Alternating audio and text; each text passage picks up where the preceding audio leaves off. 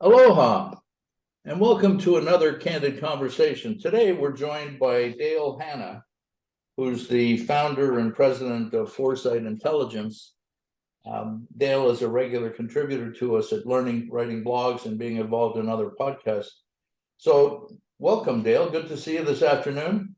Thank you so much, Ron.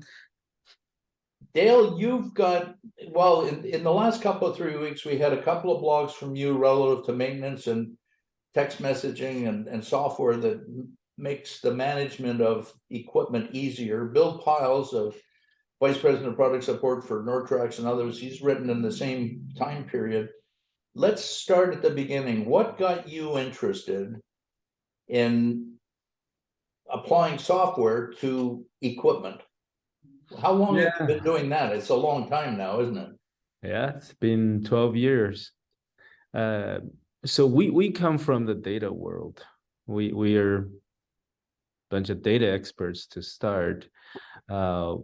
We started with a BI system, business intelligence system, that is all the system that help people consume information through charts, usually live charts and alerts and reports and all that thing. And we started with one of the biggest customers we had from the get-go was John Deere. And so we helped with their dealers with all their BI needs. And I guess because we did a good job, we stepped in to help with fault codes. That was our first step into the actual machine part. And because of the fault codes management, we end up speaking with the dealer customers because they are monitoring their machines through our system, and that's a competitive advantage they had. So we were involved in a lot of customer events, and the customers start asking, can we help with the whole fleet management aspects, right? So we start building the fleet intelligence, which has the whole fleet intelligence, fleet management aspects, including PMs and inspections. So that's how we end up getting involved in that world. In the fleet management side, does that mean you cover all brands? We cover all brands around. Our focus, the way we approach it, is probably different from some of the other companies. We're very focused on data and how to aggregate data and use it efficiently, right? So a lot of the other companies we encounter, they have been more focused on the hardware, what they put on the machines to track things. We deal with that as well, but we see that as a means to the end, which is be able to take action based on the data that's collected. So it's a safer place too, because if I'm not mistaken, most of the major brands had their own telematics fault code systems. There was not compatibility from one to the other. that is very true. That is very true. You have to do a lot of transformation to make it consumable. Actually, I was speaking with a customer, and they have 12 different platforms they have to log in order to manage their. It's a huge rental company. They have to log into 12 different portals in order to get the information from different brands they carry, and they're not all the same. You can set up maintenance in each one, but they're all different, and now the alerts are different, everything is different. So that's the kind of stuff we deal with, right? We would get them all together, normalize it into the same way for people to be able to do things. So in effect, you're a filter between the OEM hardware, software, and the dealer's business information. You are very, very correct. We filter and we transform. So, okay, and I won't go into the brands, but we can cover that in another blog perhaps. Yeah. One of the things in this industry is the manufacturers, Caterpillar, Komatsu, Volvo, Case, Deere, JCB, others, they did not want to share. They typically don't want to share things, standard times, flat rate times. sensors, fault codes, all of those things. And I think they're slowly but surely breaking down. Automotive and on highway, everybody shares everything. And let the best man win. So I don't know of anybody else that does the transformation and the interfacing between these different vendors and the information that a contractor needs to have or a dealer needs to have. Is there anybody competing with you in this? There are people who are beginning to do this, but in terms of the depth and the knowledge, we started this many years ago, and the depth and knowledge and some of them painful experiences we had to learn from. Yeah, I have not seen anybody who are that focused on what we're doing. So let's stay there for a second. So I own a fleet of equipment, or I'm a dealer and I have a rental fleet, or I'm some other hybrid. Yes. I repair these machines. Okay. And let me say I'm a dealer and I repair it. You have a tool that sends text messages out to the contractor on every day whenever there's activity against that work order, true? Absolutely. We manage that. So the problem, as you know, Ron, is that the communication is a huge problem, right? In those cases, people call to ask for status, and then you call them back and they're not there when you have additional work that need to be done and all that. So in this new world, text message is by far more efficient. In general, there was a study done that text message 90 seconds, people typically respond, but email on average is 90 minutes or more. So the problem there, what we have learned is that people start using their own email, a phone to do text message. Now you have, say, 50 technicians. Now they're spread in 50 different phones, and there's no way to organize it. So yes, we have a centralized format to do that, and everything is recorded. Everything is very efficient. Yes. It's almost like I'm from another era. We used to give pagers to people. Yes. For exactly the communication dilemma that you talked about. You find something additional on the machine, you try and call, well, they're nowhere near a phone. They're on the job site, they're on a machine or whatever. We gave them a pager, that helped. Today with texts, I mean, people are married to their phone, they're texting all the time, particularly the younger generations. Yeah, exactly. And is that your experience as well, at 90 seconds, the response is that quick? It is generally speaking, yes. It's very quick. I think we're trained, most people younger generation talk about, they have kids in school, they have all that. Those are all communications, are all text. So they will look. One example, Ron, is in a meeting, right? So many times I call somebody, I get a text. In meeting, can't talk, but can text. Yeah, that happens to me too. And it's interesting. My grandkids are, they're much younger, obviously, but they don't use the phone hardly at all. It's all texting. It's all texting. Then on airplanes, this is another example, right? You can text now. Most airplanes. Well, I don't know if you noticed, but Elon Musk just announced yesterday or the day before, he's covered the world now. Airplanes can be doing internet connections no matter where they are in the world. Starlink. It's, that's right. And Bezos is going to do the same. So the texting attribute, to my understanding, you can also have a text go underground in a mine, 50, 100 feet underground. They're able to receive text messages. As long as, well, so right now the text message can depends on the carrier, you can write over Wi-Fi. So as long as there's Wi-Fi or self-sender, then it works. Yes, very much. So that's the texting, that's communication on the progress of a work order, of a repair. And that solves a huge problem from a communication point of view. I have no idea what the statistics are, but I bet you the first attempt to communicate, you and I on the phone or a text, say phone, I bet you it's less than 50%. me trying to call you and get you, Oh yeah. half Oh the time I'll have to leave a message. And oh vice yeah. versa, the same will be true for you calling me back. Exactly. Exactly. And if you're like me, the email box is full with like 300 unread emails. So if you have in this particular scenario, one big thing is new estimates, right? Additional work. And that gets buried in 300 emails. I'm not going to be able to approve it anytime soon. But if you send me a text, it's something I need the machine back, I will approve it. Yeah, it's remarkable. Okay, so we've got that communication going back and forth. You mentioned inspections. Mhm. Do you have a format you've developed, or do you use the manufacturer's formats, or how did you get into the inspection side of things?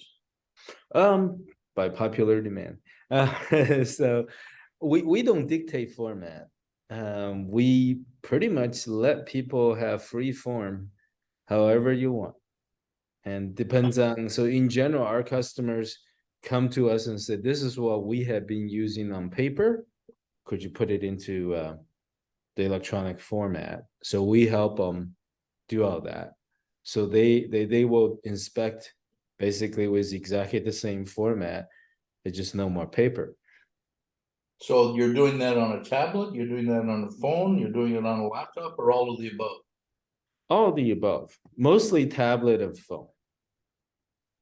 So you And can hand enter stuff on laptop, but most people tablet or phone. yeah, And yeah. and the phone has got a big enough format that you can get everything there that you need to get? Yes, you can put into pages.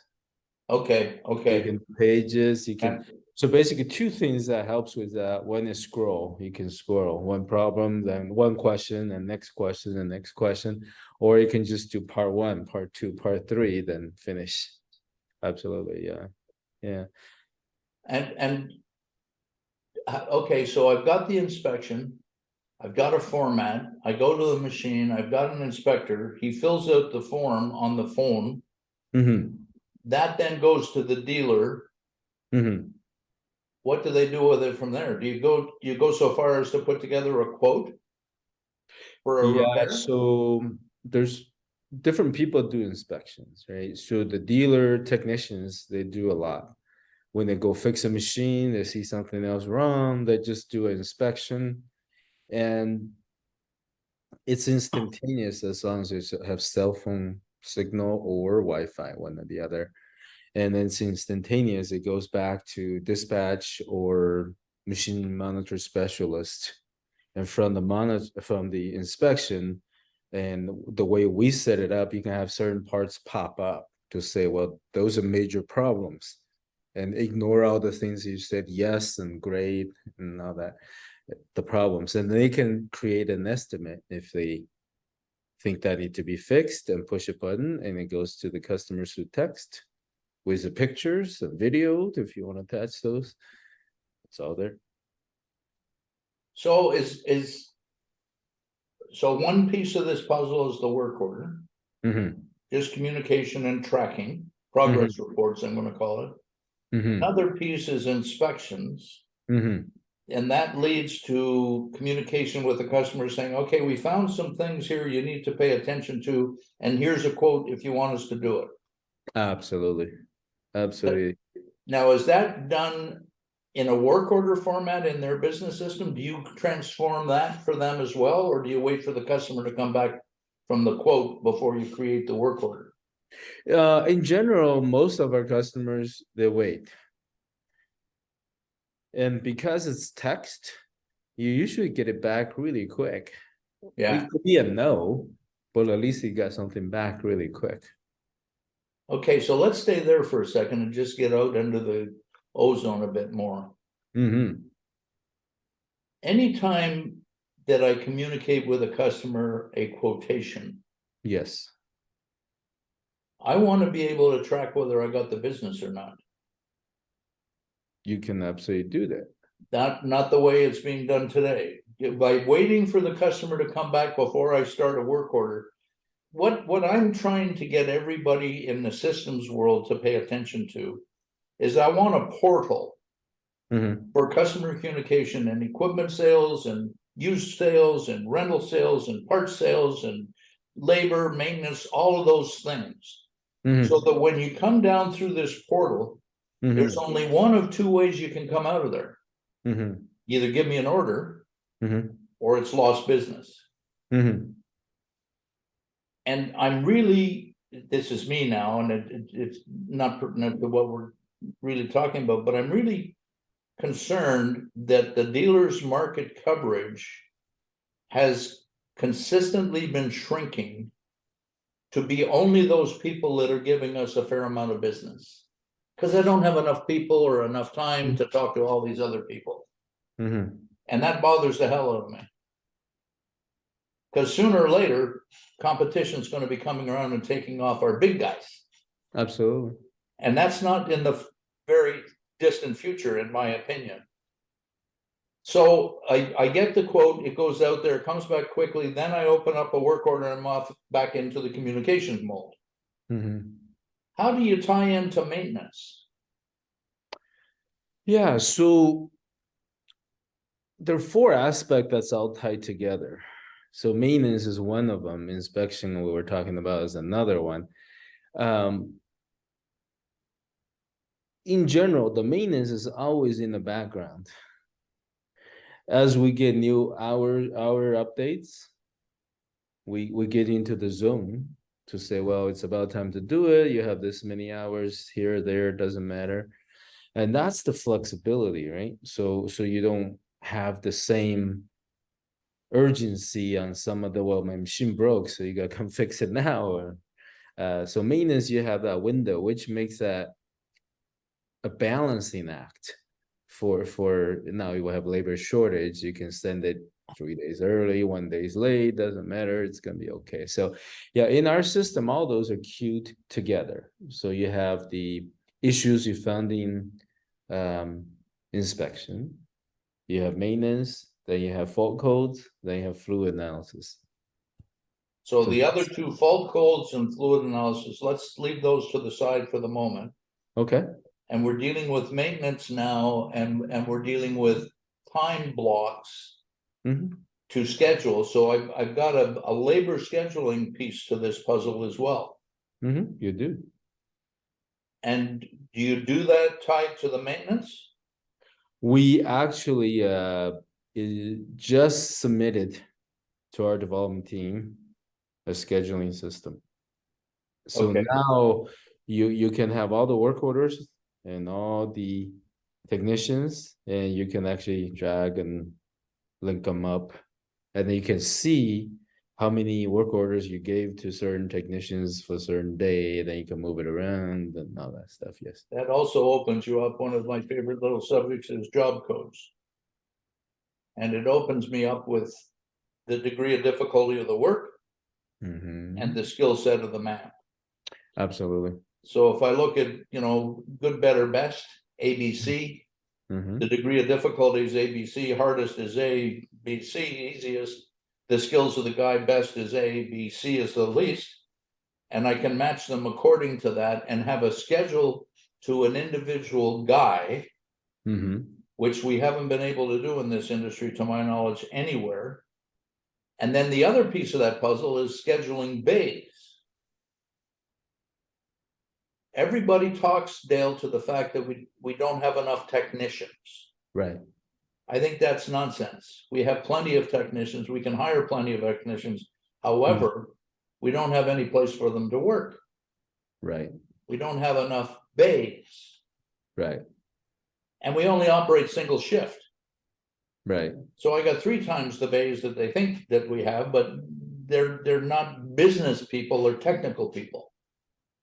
So if you get into the scheduling, then that's going to open up potentially. I have in front of me 702 hours of A skilled work. I have 690 of B skill work and 1800 of C skill work.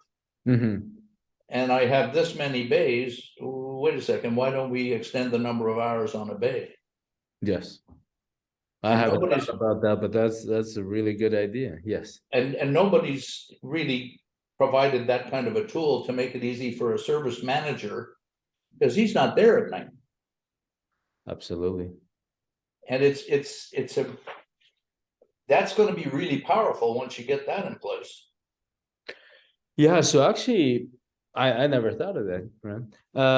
But it can be done. Here's why. We can assign 2 technicians or more to a work order. Yes. If required, right? If you require different skill set.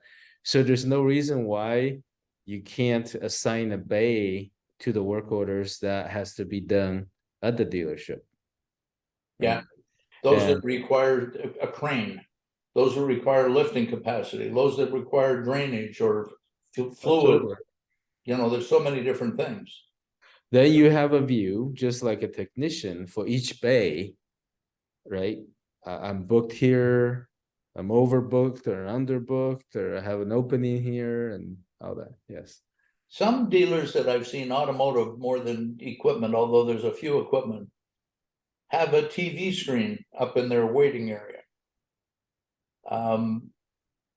Is it possible that the customer could have access to a camera so that they could see their machine being worked on during the day? Yes, it is possible. Is it advisable? I'm not sure. You know better than I do. It's possible, absolutely possible. But I'm not sure the dealers necessarily want it because you might have a competitor's machine right next bay. Well, the other thing that opens up is, and I'm just talking off the top of my head, Yeah. the customer might want to be talking to the mechanic. And they could actually be communicating with the mechanic directly while he's at the machine. Yes. So that opens up another little tool that is potentially beneficial. Absolutely. So what our customers do is they can record video and send the video. Send the video and there you go. And this, here's the problem. I'm standing here. What do you want to do about it? Here's the quote. But that's also when it would be really beneficial if I had a camera that I can be showing the customer exactly what I'm talking about. This is what we need to do. This is why we need to do it. Are you ready? Absolutely. I think people end up using FaceTime or whatever existing Teams to do that if necessary. Okay, so go to the fault codes next. That's all sensor driven, correct? That's all sensor driven. And the biggest problem, fault codes are amazing. There's several problems to deal with. One is there are a lot of fault codes are not really actionable. Right. So the number of fault codes is enormous, right? We process hundreds of millions in that magnitude of fault codes. There's a lot of them could be operator driven and could be whatever. It doesn't really matter. So those need to be managed. So we have customers come to us and say, I don't care about those codes on those type of make model. I don't care. Because the customer is moving their body, then it thinks there's nobody sitting there. There is stuff like that. So one is volume. A lot of it is not as useful. The other one is every manufacturer does it differently. So simple. This is not top secret. Like John Deere's red, yellow, green, and JLG is 1, 2, 3, 4, and everybody's different. Right, so you have to sort of normalize it. So one machine or a group of machine monitor specialists can monitor multi-brand and be able to manage that. Yeah. Do you think we're at the point or close to the point, Dale, where we're going to have a mission control at a dealership or room that is equipped with monitors that has people that are just looking at the machines, and that the monitor is going to change color, the red, yellow, green, or the 1, 2, 3, 4, or whatever the Foresight Intelligence triggers? Are we getting close to that? We had that already. We had that since 2017. And so there are a lot of people call them command center or a war room. And yes, they have multiple TVs up there, all live, and they're triaging it. And in my blog, I mentioned one machine specialist, and he's one of the top ones.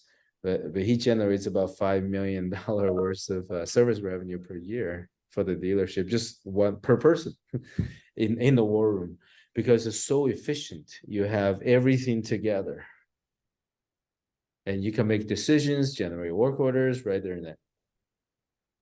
It's interesting because command center, war rooms, terminology.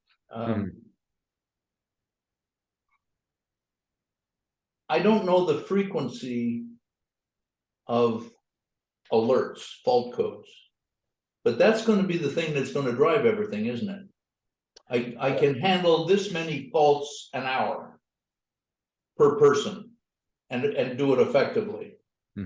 Because what we start getting into, I think, Dale, and correct me if I'm wrong, we're not selling things anymore, we're selling services now. Absolutely. Experience, yes. And that thing, the machine, the differentiation across brands is disappearing. This services, it is more difficult, yes. Exactly, but the services now, I can put a particular dealership brand on that, a value added brand that allows me to differentiate. Absolutely. Absolutely, yes. So when you set this up, I'm assuming that you sit down, your people sit down with the dealer personnel or the contractor personnel and say, okay, on this brand of equipment, on this machine, these are the 72 fault codes that I want to pay serious attention to. The rest of them are second tier or some such a relationship. Yeah, that's mostly customer driven. So some people say, I don't care, I want everything. All of it. All of it. And there are many features in there to help it be more efficient. So for example, a dealer, let's just say CSA or customer support agreement, right, or customer service represents CSR or whatever. So every dealer called PSR, PSDR. Yeah, everybody's got their own everybody jargon. calls different. They get roughly, if you subscribe to an email, 400 emails a day, right? So if you go into our system for that person, it might say you actually got, say, 25 alerts, and you had 10 times of this red alerts, right? And so our system organized in such a way, you say, okay, out of this 400 email I got, I really only have 3 red alerts, but it's very severe because it's nonstop, right? Then we have the feature, of course, if you open a work order, then it's going to suppress the notification for a while to give you the time, so it's not like driving you crazy.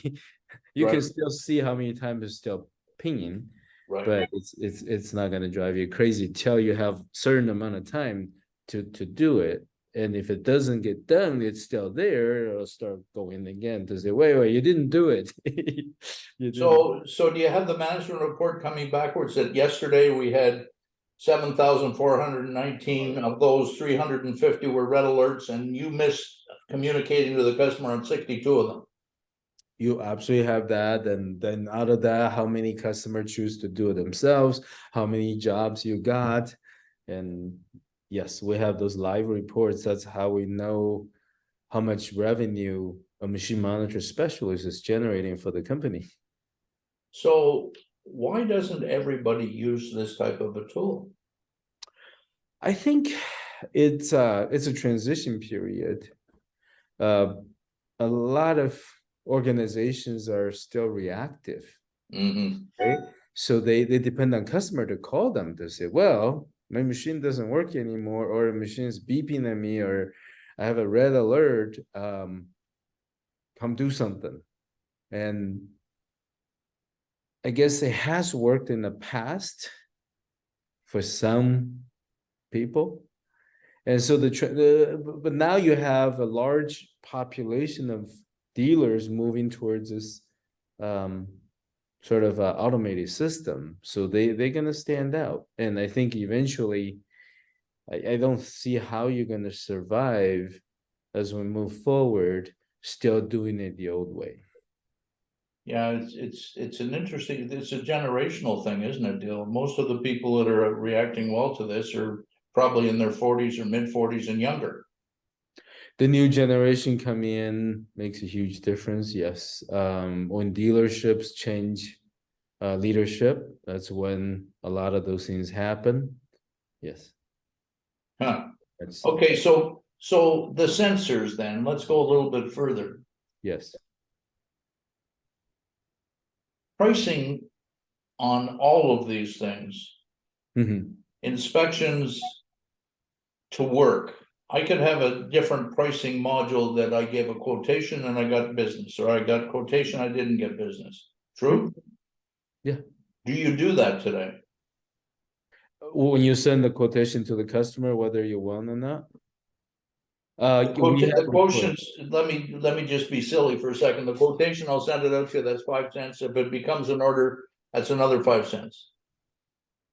we don't do that right now. No. I know. So here comes Amazon, and that's the model that I say we're all following. Right. And Amazon Prime. Right. So Foresight Prime, Right. it's going to be $20 a month for the Right. year, $240 a year. Right. And with that, you get this in Right. these frequencies. Right. And I can have a tier 1, tier 2, tier 3 Right. that as beneficial pricing, the bigger the better sort of deal. Right. Do you see that coming?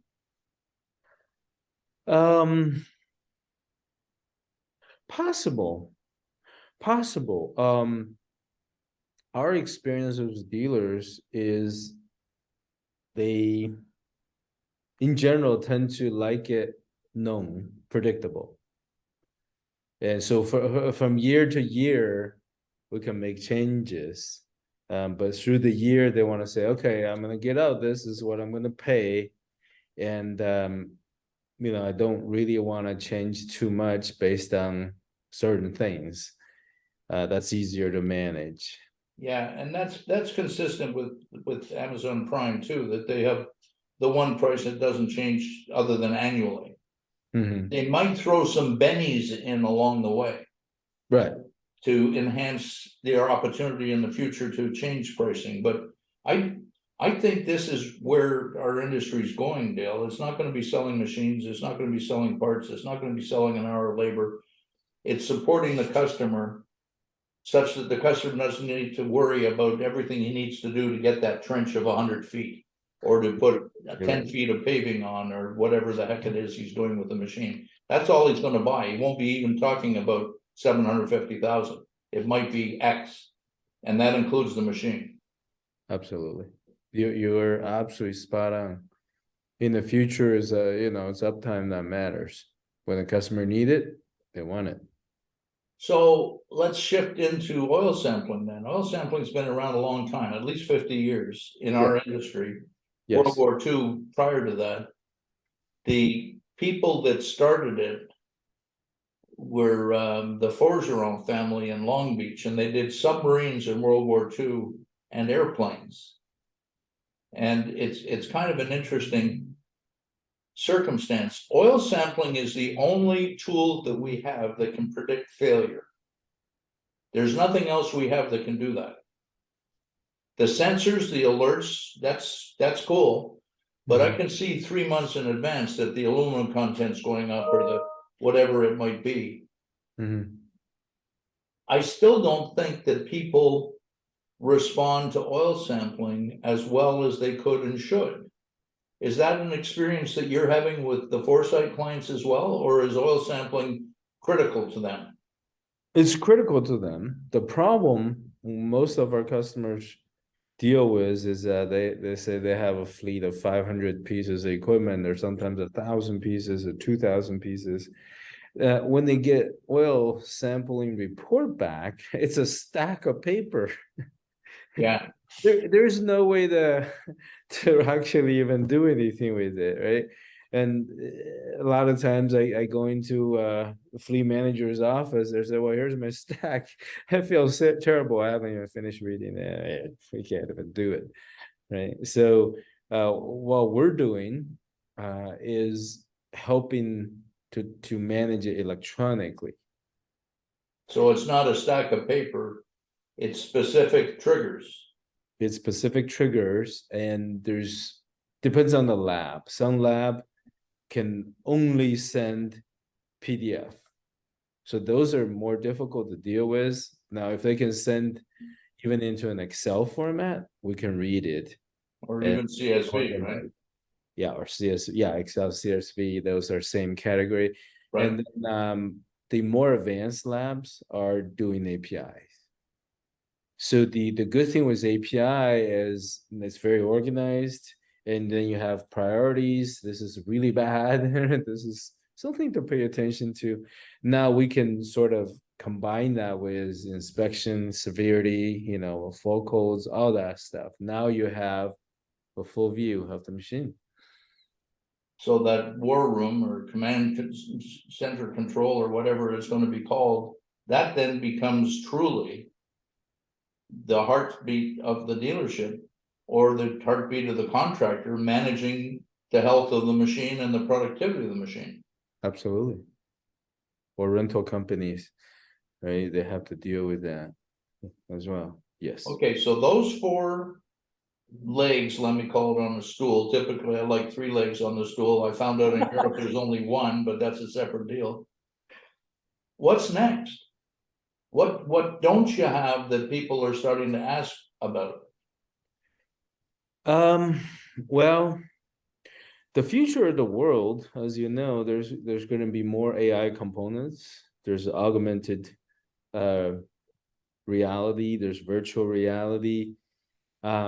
We see those things are helpful on certain points, right? At certain points, certain point solutions that they're starting to become helpful. They're not going to be widespread. The very next thing, actually, come to think of it, is integration. Yeah. Before we get to the full, Yeah, a global use of AI and all that stuff, is integration.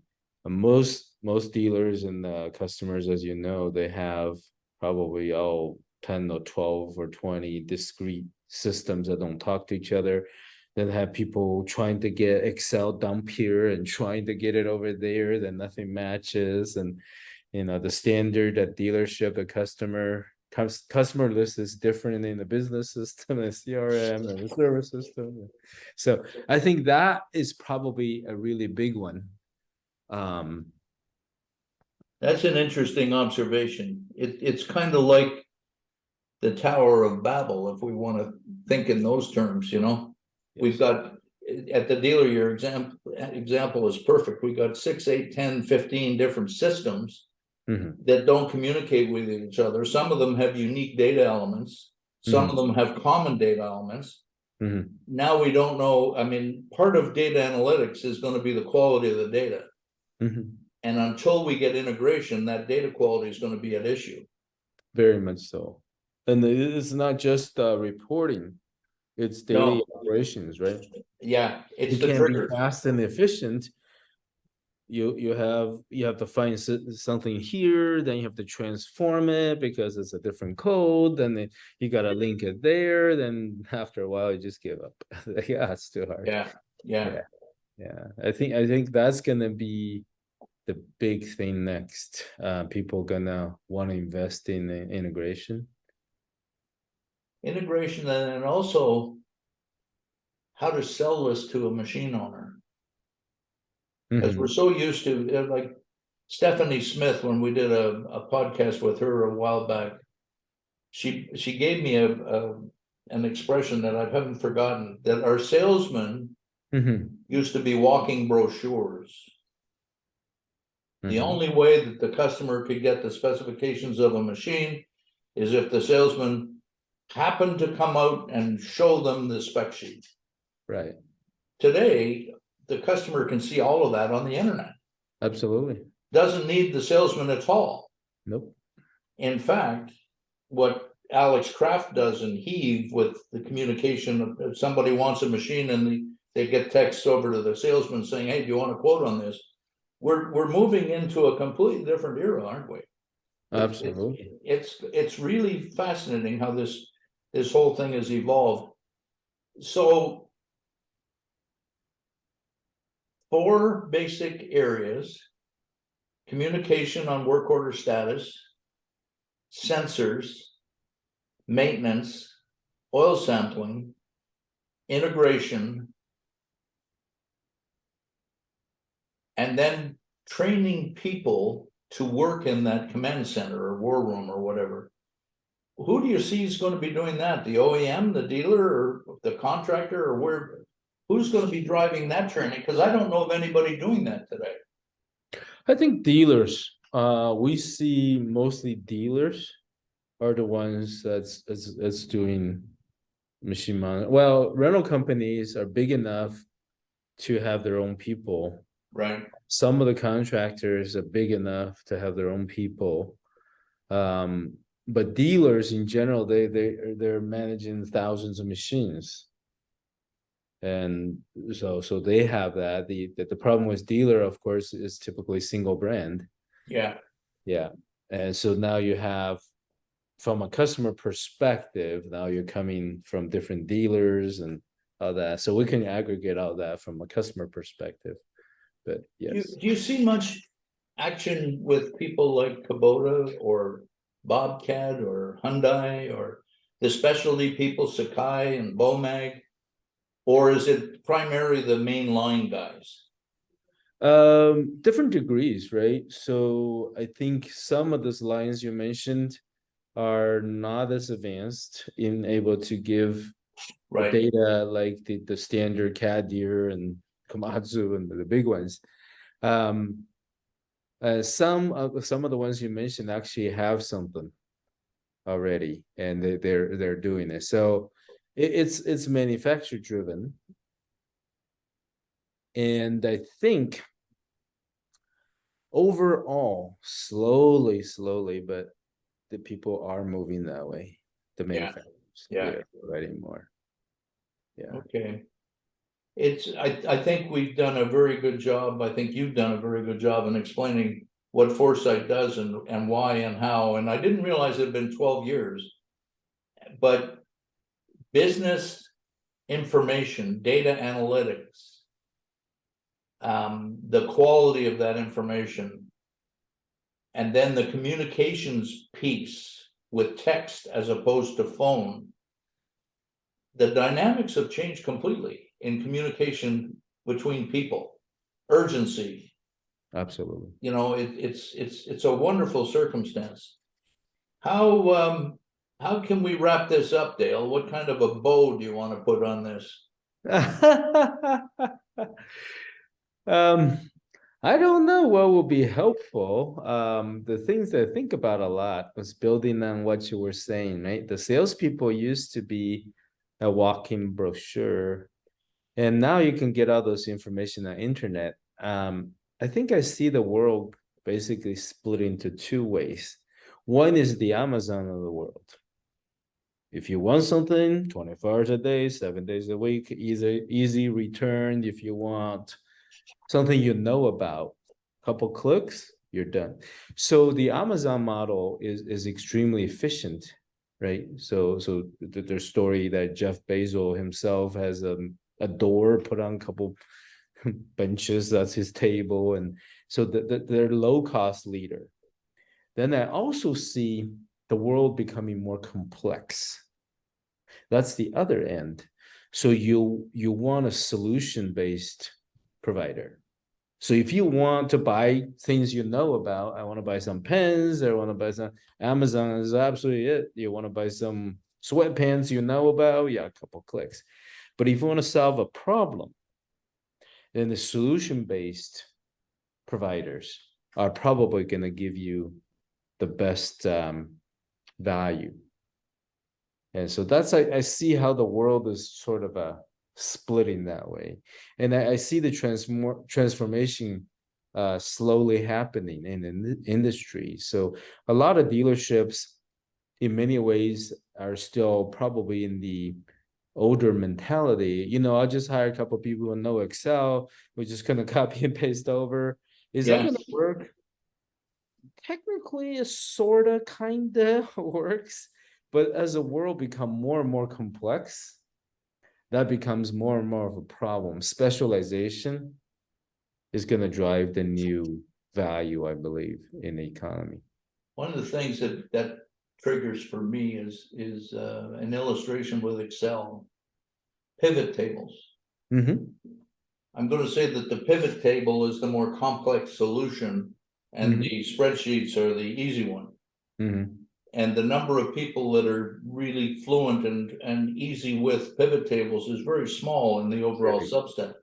Yes. The delivery system that you're talking about with Amazon, Mm-hmm. Walmart's got the same thing now. Small business is going to have access to the same software, so that differentiator that Bezos had in the 90s when he started, that's Mm-hmm. going away. Absolutely. And so now we're looking at the logistics. Now we're into warehousing, we're into distribution and transportation, and that's a process world, still relatively straightforward and simple. But the world you're talking about, that's complex. That needs much more talent in the employee than the other two models. Absolutely. Absolutely.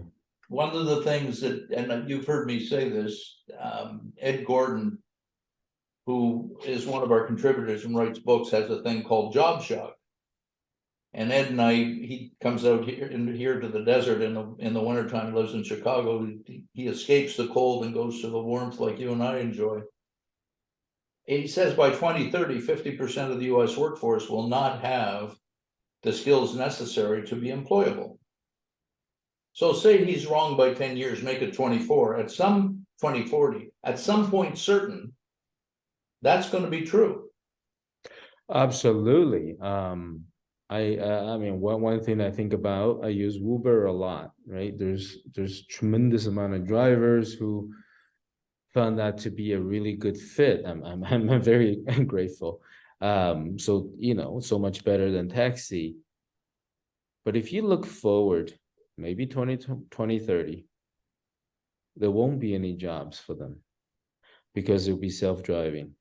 We're getting so close to self-driving, right?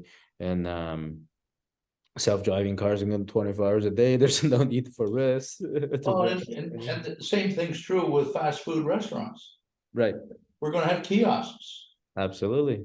If you so go to you go and you Japan, can pick is up. already, yeah. And you go to Japan, is mostly that way already anyway.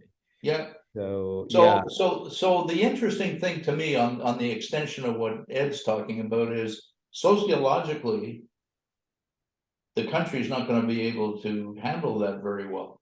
Nobody's thinking about that. Nobody's organizing about it. One of the things that I came out of university in the 1960s, and mathematics and physics and statistics and computer science. So I learned how to wire unit record equipment. Mm-hmm. I learned basic statistics. Mm-hmm. And I wanted to be in data processing. So it took me a while to get there, but I ran two shops Mm-hmm. as a quote data processing manager and one company in the software business. And my Mm-hmm. schooling and experience, I think it was about 1981 or two. Mm-hmm. So 20 years roughly. Mm-hmm. I can't keep up. I give up. I can't stay current. The only way I would have been able to do it is to leave and go back to school. So I just said, because we didn't have that option. And so if I've got a 20-year life of my education, you're an electrical engineer. I don't know that 20 years is going to make your need satisfied. But today, I think that's 10 years. I think Not even. it may be not even that long. The Not even. education, it's going to last X. There's a half-life to this thing that's going to be a problem that we have to deal with. So people are going to be going back to school as adults. Absolutely. And companies are going to have to pay for that. Yeah. So the Absolutely. dynamic of the organization is going to change, isn't it? Absolutely. Absolutely. I think that's why I also make what you do so important. Educating people, training people, continuously training people. Yes. Well, the other side of that is that we're still ahead of the curve like you are, Dale, that a lot of employers consider that I'm hiring a skill set. What I call is I'm hiring a tool for my toolbox.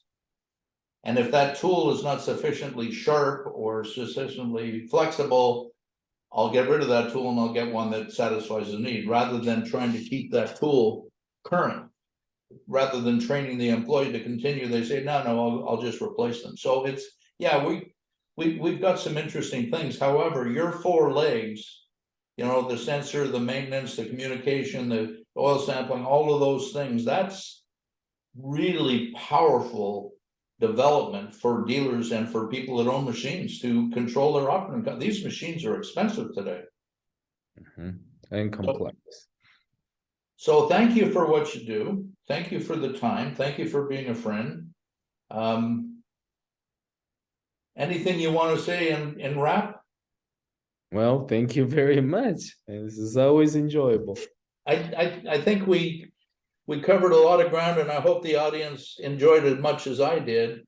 And we'll have another of these in the future, Dale. But to everybody listening, thank you for being with us, and look forward to having you with us at the next Candid Conversation.